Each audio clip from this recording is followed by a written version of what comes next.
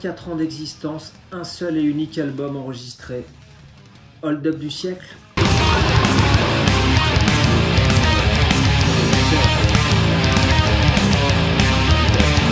C'est factuel, ils n'ont sorti qu'un seul et unique album. Alors j'ai hésité en termes d'années à quantifier 34 ans, puisque c'est un groupe qui a beaucoup splitté, qui s'est reformé, qui a resplitté, mais je les ai encore vus l'année dernière en live, donc ils sont encore en exercice, on va dire. Donc voilà, j'ai dit, ils ont commencé en 90, donc on va être bientôt en 2024. Et voilà, je me suis dit, on va englober les 34 années d'existence de Demilich. Voilà, donc ils ont sorti cet album, Nespit en 93, qui va révolutionner à l'époque la planète, si on peut dire, death metal à l'international. De par cet album, de par son, je sais pas, sa complexité, son originalité, sa personnalité, ça va mettre un petit coup de pied dans la fourmilière, parce qu'il y a beaucoup de groupes à l'époque, en 93, ça tourne pas mal. Voilà, donc cet album, 11 morceaux avec des particularités, notamment au niveau des instruments, des guitares dissonantes, des riffs dissonants, techniques, une basse présente, et c'est souvent ça en fait dans les groupes de death, elle est souvent en sourdine la basse. Là elle est vraiment mise en valeur, je trouve, on l'entend. Il y a même des passages, parfois il n'y a que la basse, un petit riff de basse là, et après tout repart derrière, c'est vraiment bien fichu.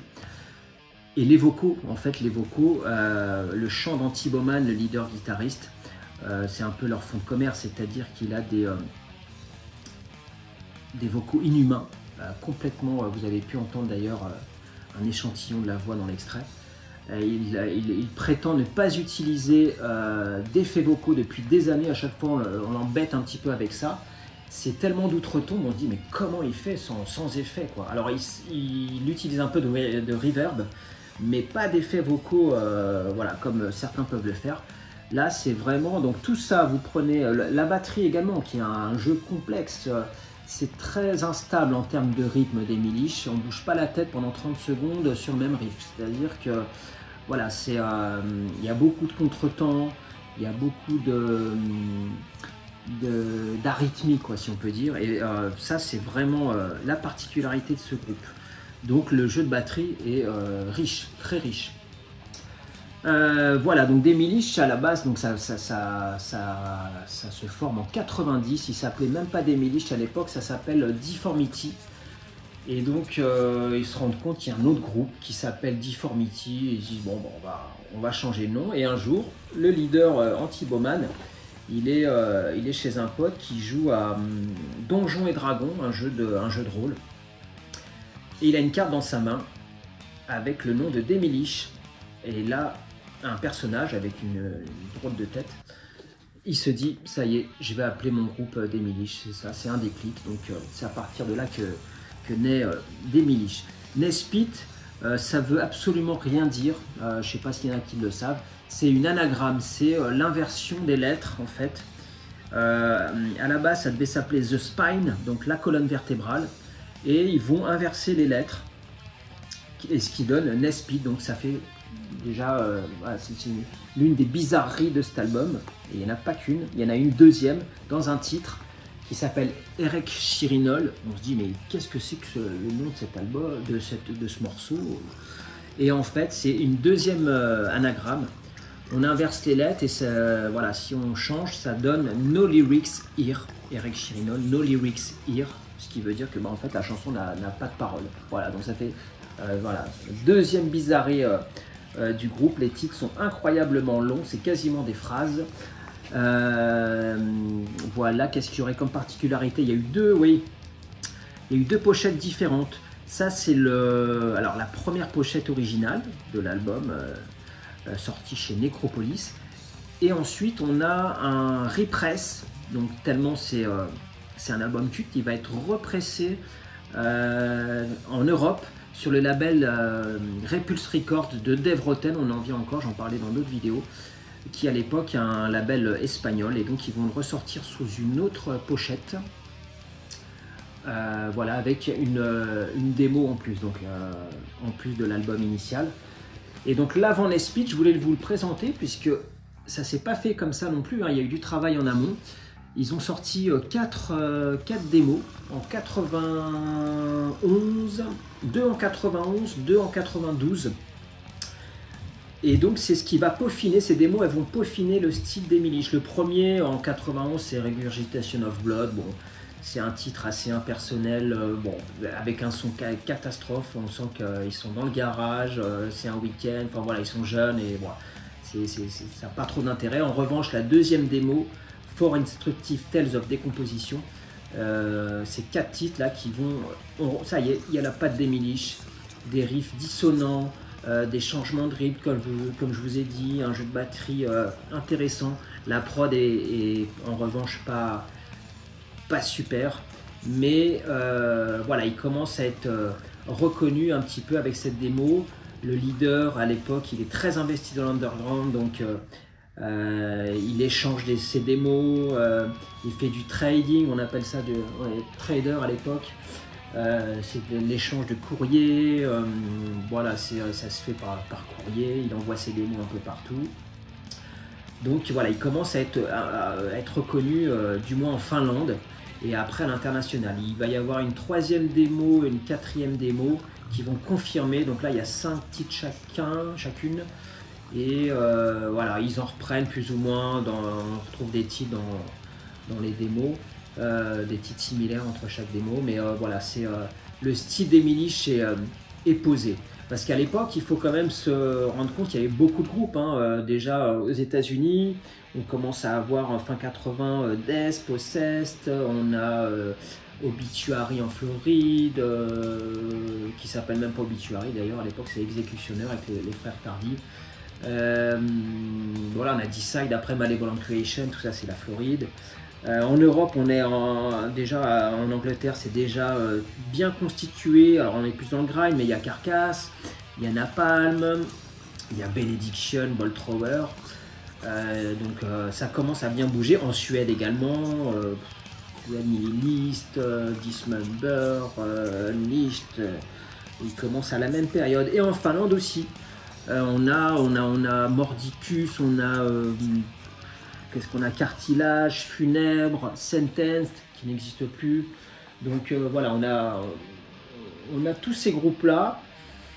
Mais je dis pas qu'ils font la même chose, mais voilà, c'est eux, ils arrivent vraiment à se démarquer. Avec cet album d'Emilish, c'est la patte d'Emilish, vraiment. Et donc, je le redis, c'est un album vraiment qui va tout bousculer. Donc ça, c'est en 93, et malheureusement, après, ça split. Je connais pas la raison, mais ça fait partie d'Emilish. Ils sont assez imprévisibles. Ils split, on n'en entend plus parler, jusqu'en 2005-2006, où là, ils vont ressortir 3 morceaux. 3 morceaux en 2005-2006 qui vont apparaître en termes physiques dans ce double CD en 2014, donc nettement plus tard. C'est Svart Record, un label également finlandais, qui va sortir cette compile qui réunit les 4 démos et ces 3 fameux morceaux récents, plus ou moins. Mais alors moi j'ai été content, je me dis tiens super, du nouveau matériel, mais en fait dans les 3 nouveaux titres, il y en a en réalité qu'un seul. Les 2 autres, ils ont été exhumés de 91, ils ont changé les paroles, ils ont changé le titre, donc ils sont pas foulés quand même. Et en réalité, voilà, il y a le seul morceau en date, et même à ce jour, le dernier, c'est en 2006 qu'il l'enregistre. Il sort, alors attendez, comment il s'appelle? Je l'ai en plus, je l'ai. Oh, je vous le rajouterai sinon, je sais plus où il est. Mais et en plus, il est dans la parfaite lignée de Nespit, c'est ça, c'est que plein des années plus tard, ils refont le même style, la même patte d'Emilish, et ce morceau est vraiment excellent. Donc ça, voilà, ça c'était sorti en 2014, double CD. Le label Svart, encore une fois, a ressorti, pareil, mais version LP. Alors là, très limité, celui-là à 300 exemplaires, il est sorti en blue, magnifique. Alors je sors pas parce que, mais vous voyez le blue, il est vraiment super sympa. J'adore, évidemment. Donc là, pareil, les 4 démos, les trois titres, un beau livret avec tout un peu l'histoire finalement de Demolish, un super artwork. J'ai le t-shirt, vous voyez, ça c'était quand ils étaient passés en France au Hellfest. Donc un beau clin d'œil, bleu, blanc, rouge, le logo Demolish, superbe.